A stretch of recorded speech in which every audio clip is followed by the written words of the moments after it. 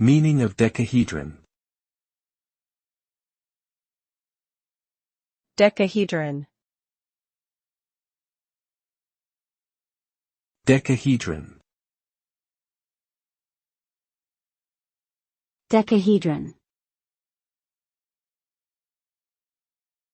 Decahedron. A decahedron is a polyhedron with 10 faces. Each face is a polygon, and all faces are congruent to each other, meaning they have the same size and shape. The most common type of decahedron is the regular dodecahedron, which has 12 sides, or pentagons.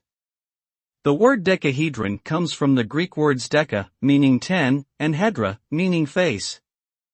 Decahedrons are intriguing three-dimensional shapes that have been studied for centuries by mathematicians and scientists alike due to their complex and symmetrical nature.